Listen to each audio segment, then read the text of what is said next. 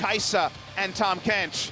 But I don't know if the reward is as big for the side of Afreeca as we're packing in the Kog'Maw early. Afreeca say, I know your Kai'Sa's good. It can hyper carry 2-3 items. What's better at that? Let's try the Kog'Maw. Get a front line for Kramer. I saw him saying it in the booth too. He's like, pick the Kog'Maw, Kog'Maw, Kog'Maw.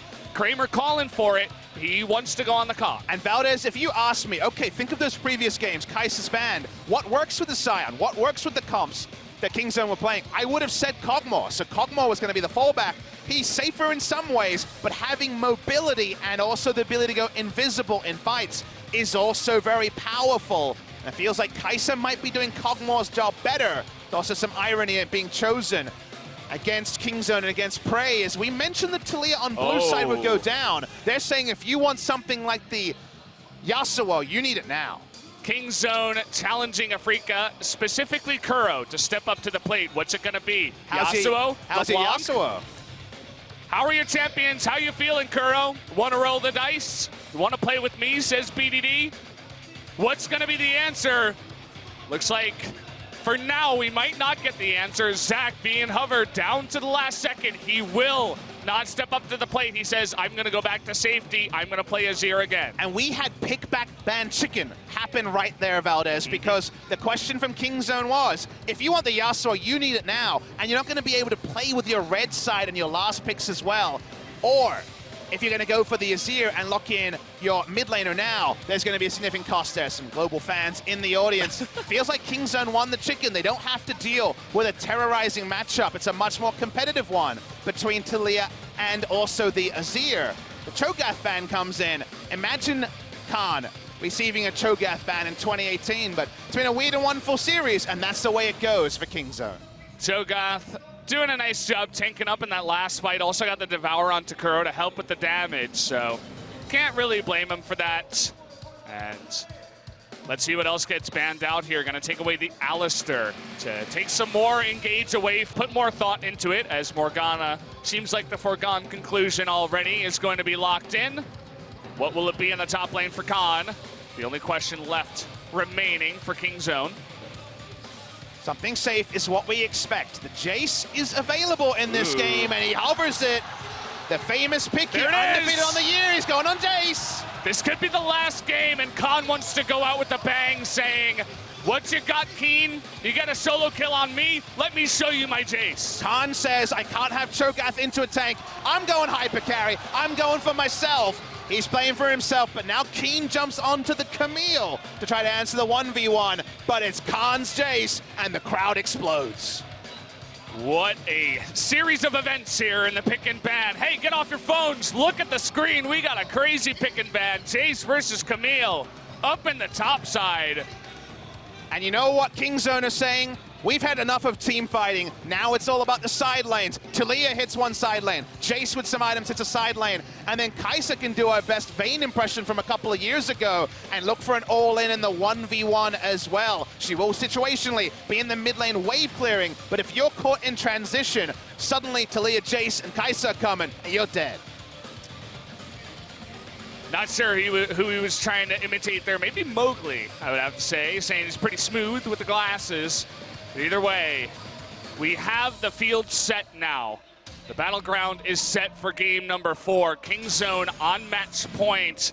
They go for the carry. Finally, Khan gets a chance to unleash himself, but Keen has shown that he can fight this guy 1v1. There's fighting Khan, and there's fighting Khan on the Jace on this team. Longzhu Gaming into Kingzone Dragon X. He has lost once on Jace. 15-1 coming into this game. They don't always prioritize it. They're picking it here and saying, Keen, you want to fight fire with fire? Good luck with Khan's Jace. So much pressure onto that bit of a rookie in the top side in Keen. Having some of the least experience, perhaps him and Mowgli. Mowgli jumping onto the Gragas, the pick that Spirit looked so strong on in game number 1, saying, I can do it just like my Hyung. Let me show you. I'm gonna take down Peanut as well on the Gragas. Forgoes the Trundle to take that pick as well. Kuro going back to safety with the Azir, and everybody's really curious, can the Kog'Maw do it as well up against the Kai'Sa? Let's jump into game number 4 and find out. though, as immediately Keen is backing up, but this might be too late. He's gonna have to read it. Nice read from Keen. Does ultimate to get away from the Arctic Assault, but will it matter in the end? Trying to do damage. The Shock Blast is gonna be dodged. Minions blocking that one, and First Blood will go over to BDD. Keen did everything he could. He brought his dancing shoes. He was ready to go, but it did not matter. That's what happens when there's so many advantages on the side of Kingzone and no flash coming through from Keen. They get the kill. They force Kuro to walk over. Kingzone control the map. That they do. There was no vision of that coming in. They still were able to read it, but not quick enough. It's top. Trying to bait in Khan here, but Peanut is coming in. They're going to get the stun, and they're trying to combo it down, but the flash comes in. And now Peanut's here on time. Can they get the damage now? No! The flash is going to come in from Mowgli. He does get the kill first, and now the TP trying to answer. Actually, it's the Abyssal Voyage trying to get on top of BDD. They do push him back. Now the focus is onto Peanut. He doesn't have his flash. He should be going down. They're going to give the kill over to Kramer. A fresh breath of fresh air here, going over to Kramer, picking up that kill. That extra recall, getting Tucson topside, was able to actually answer that. That play happens a minute or two earlier. It always goes the way of Kingzone. Very nice detective work to get in there, Mowgli. He was unspotted. Gonna call the lane swap, and you can see Kramer and Tucson are done with this 2v2 stuff. They're trying to avoid it wherever possible. Look at how far he gets baited in, but he knows he has the help of Peanut to come up the lane, up the river here. That means something, but obviously when you're gonna 100% be followed by Keen, a 1-for-1 is all they're able to claim from this. The timing coming through from the Kog'Maw does find them stuff. Everyone rocks up topside, but the turret health is actually falling low, and Tucson, and it seems like just Tucson has had to stay top. We can't see the mini-map to confirm where the Kog'Maw's at. Looks like he eventually made it. We just want to take objectives. Let's hold that point, though. We're all here. We're fighting. Trying to come on from behind. Prey in a little bit of trouble with the Weaver's Wall, but they're going to get on top of him with the Camille. And that should be a double kill now. The Rift Herald does go over to the side of Kingzone, but 2 kills in the trade go to Afrika. And what was I going to say? I was going to say Kingzone wanted anything other than a team fight. They wanted free objectives. Afrika finally get a really nice play into the back line. Getting 5v5s is going to be so hard with how big Jace is. They get their first of the game, and they get 2 kills off the bat. Very nice play, Afrika. They are stepping up to the plate, not as passive as I thought they would be. They catch Prey in an awkward position, and they get the kill. Prey does not use any summoners, doesn't even use the heal. He knows instantly that he is dead when they pop over with the blast plant. They don't get the extra kill onto Peanut, though, and that is the awkward thing. They can't pick up 3 kills. They do lose the Rift Herald, and recreating that sort of a fight is so tricky against the Kingzone comp that will not be grouped for anything other. You give enough Cloud Drakes over to Khan, and we've seen his smooth moves. It was against SK Telecom for Longzhu in the last grand final, where his outplays were big. This is a hard outplay. Abyssal Voyage, he needs to get the damage down, but the Devour is there, and another kill goes to Kramer. He is now 3-0-1. The lanes did not look so good, but little plays like that can get you back in the game. That was really nice timing. That was the first time that Kingzone were disconnected with their Jace pressure for 24 minutes. They walk in, there's no counterplay because the enemy team is in base recalling. It's gonna have to be the roughest steal of all time. Can they do it? And the answer is no. Peanut getting the smite down at about 500 health. Afrika, they hold on for a very long time, but at 31 minutes, finally Kingzone are able to secure the Baron. Insanely smart Baron from Kingzone. It doesn't require deep vision. The jungler isn't even in the pit. They knew the enemy jungler couldn't be there. The Jace was grouped for the first time in the game, so they knew their speed. It was going to be... At least they're holding the top lane, as you'll notice Keen, without TP, is actually just pushing that out as far as possible. As Kingzone setting their sights now on an inhibitor turret. We've seen this before. It's not 8.1. It's 8.6 as the Azir desperately trying to hold off these Baron minions once again. There's a lane ward, but it doesn't seem like Keen's going to come in. They're initiating.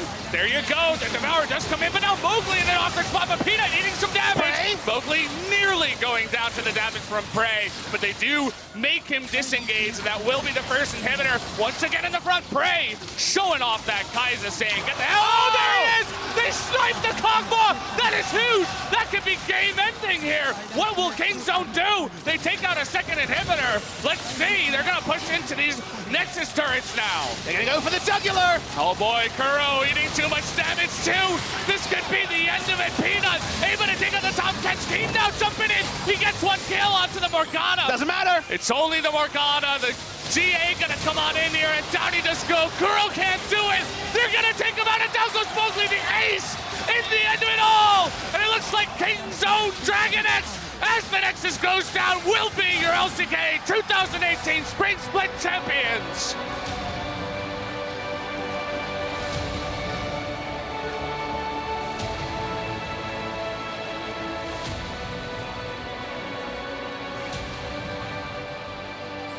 Kingzone Dragon X come back to the LCK final. They do defend their crown. Not something we see too often in Korea. The best team in the regular season is confirmed to be the best team in the postseason.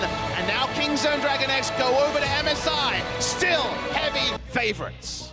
Looking to create a legacy for themselves. They win in summer 2017. They get another victory here in LCK. The genius of the coaches, or whatever Afrika had, was not enough. Kingzone Dragon X are your champions tonight.